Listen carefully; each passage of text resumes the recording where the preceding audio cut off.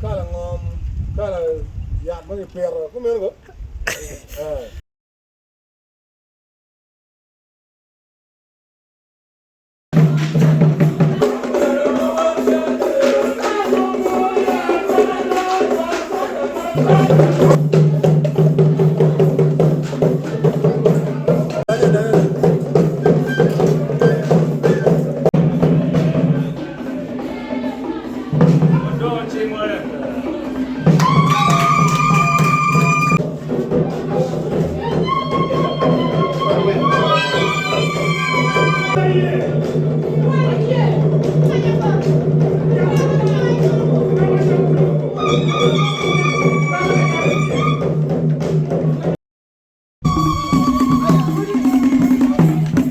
Karibu.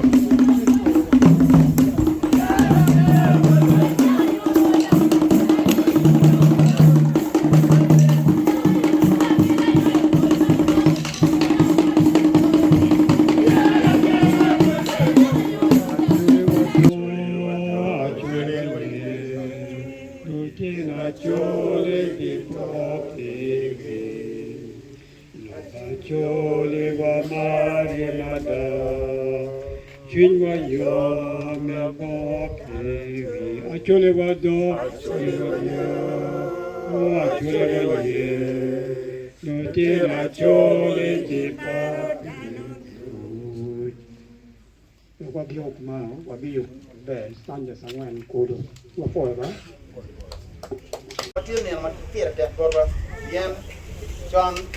nukama wana romo nyutu yu kachuri ye peke. Ofisi eni, kacha anma beberu tani nisari. Ofisi eni dogo beberu tuolo. Dogo beberu tuolo me jolo ngan mo kiken. Ngan mo kiken ma bino me longa choli, wan bi jolo ne. Wapu nyo loke, kanomir wate ye, wateri ye. Tok ma piki tegu, eno we otia tol bori. Wakwa mi kaya kirwiri wa, me tamu je ma don, ma kwa kaka choli. Mati tiene wan berkati je kan. Tin juna yomada ngana na me office ni kiyawo ya tel ni wore dok bene ng'ate bedo e ofis en ni pat ruoth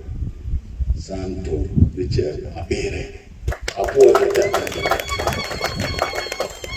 natiti eni dano mapol ok ong'eyo en to dano ma gamente geno mada bieni kare ma chiente mawuo kendo gitek adada enene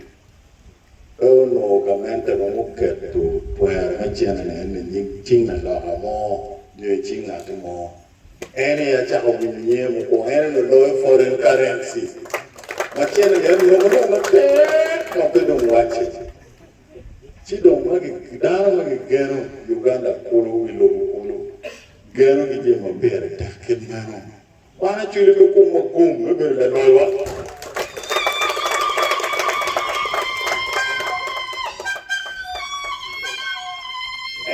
Peta makwiri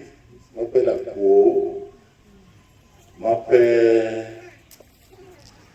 timu je matatari Kenya hata la kija ikundana ane anama ukele la tien palamera ruok maekala kinya to dano umugweno luweng mabiwaji umugweno ene yokatu ajubini kameru na katonkone ya kuwa matata atuli wa wechi wale watiki damu be opicho wano ta bi woye kigena tie wa kelu en ofisi sa ten wa yego pera chuli ma deg lok ma pol miero kuy pe miera ram ene kuche ene penwe wan an machal nya ruoth Samuel Anywa ati ruoth Pagol ti pate pachule wachiago weko lok mano ti ka wana chuli swan chike mieri tuga yuan mier beri achuli mier ke wangi si kote wale na put wakati ni watika miero ni kila upijwa kijemo ni again twa ni uno mama right do be beru pe upijwa do ngwei ke kundi drama ke ujwa wate ke kano aramo si wango bineno yu mi chere we god kama dong ke dong tiye wan pu biru kan wan chere we god gang pati kwara achuri bi ni matin na achuli abile pachule gore buigi kan amera fo mekena kulo mekena mago yele de chenki diwo meneno ne gore matin me ya ko office enene o gore achuli don mapira tak macharo la do ot amieto nge pe un mo ber ka winjo jeme mo kana winya ke yamo e radio onyo te polora ni wot e no ber wot mabo dak be furoti ka wot mabo wot e no chate mo karo do ma bichel karma wan bero pin chuwa ko kero ni ruot Richard Apiere kitim wa mo kane ni wa bero pin wa or nen ko kemo ramo ko ka chude ke le e no bino malupe ki koko pe un machar una chule ne pado tikato gang tikawang achule tibu kero mo timagena no le ne peti talo uloin eto achule chon ko goyo duro dano rayo kama ki goyo duro wete nen ngoma kero mo timane cho duro mamego mo wo ki bodrodi mako ma dit no ti ke kwaro pe goro tich o wero wana wachi mir wanen kin ma chako rojo pajo gin mono wero ke kwaro chule pe tikati mabe mo mir uno nge er ye dul mo ke ken ko gore chek madoro dulene mero betie chek eno no bero peke chake mwaka libare onono malok meke o chake ya chwele ruedo chako wire ruedo bedo ka loko ne matek ni mero cheko betie kato kichwiny mano ti marach jomo keno tamne mero peke wek cheko betie weka chwele kubet machalo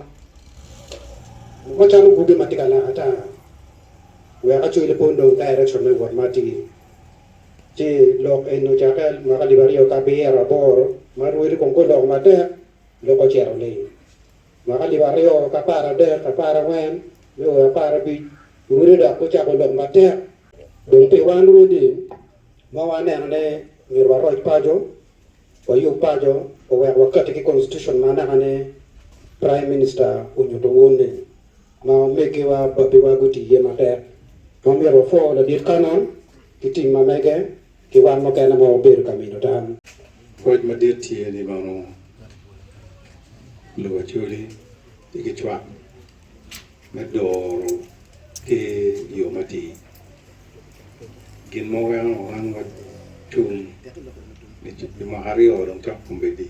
tien obe do lo kid na ke beti bedi pilot ma chuli ike ma chuli ake ano ni bano kermo keriani tiga nyako nyige mo ko per ka ene o kabuche me ario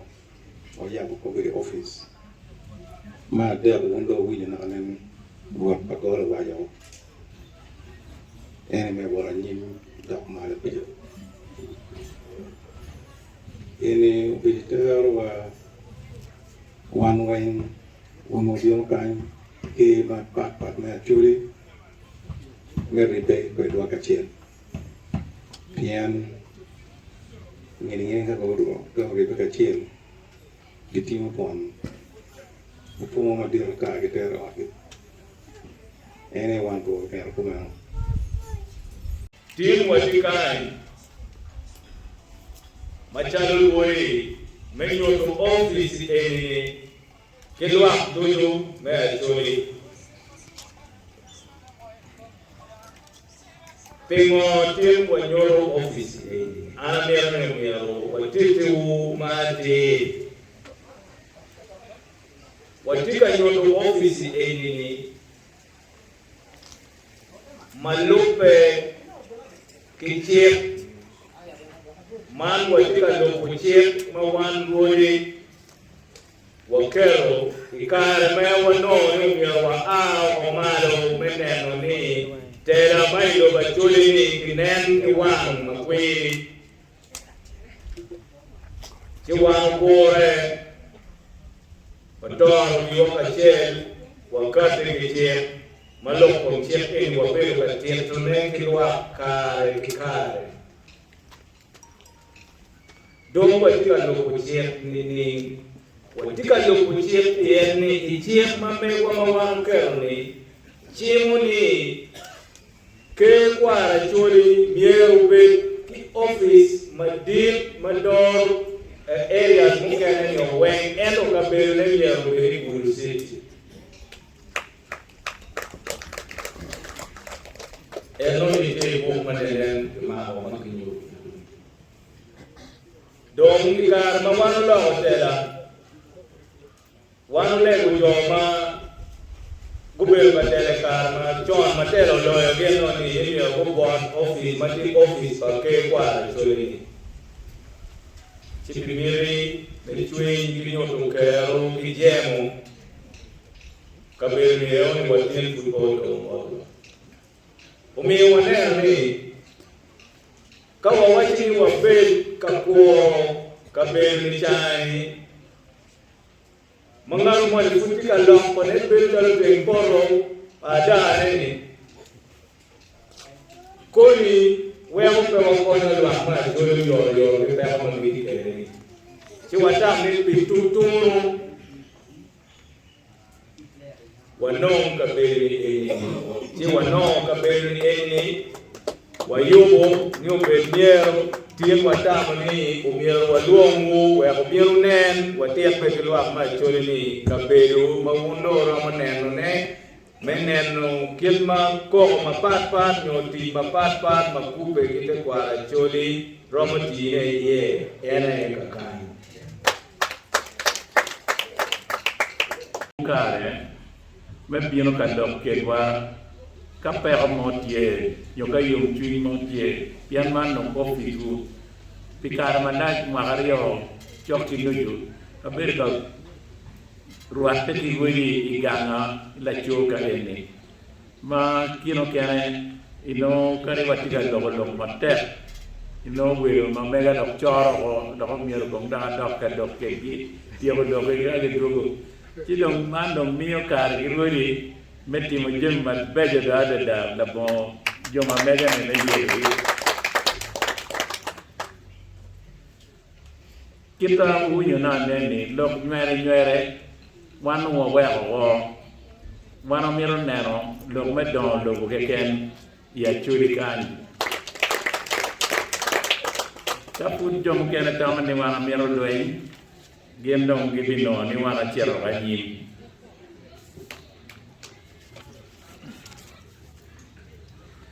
kidong pamiro mende ki lok maduong ento metiro ni chip madong kanon Joseph Onero choyo ki jomo kene mauno tie komiti Prime Minister adon koro biberu ka konyo ne me konyo ne leba chuli mena gibitero gini eni area duju mapatpat wendano nge chira ngoma wana yugo wegodo waberu kitkar me dwenyo jem mukene mano gibor wakera bora pian ka wange chir no watigi tek tri ara poyo wili matek adada Wili matek kadada mau waberu ka dikiri ka cher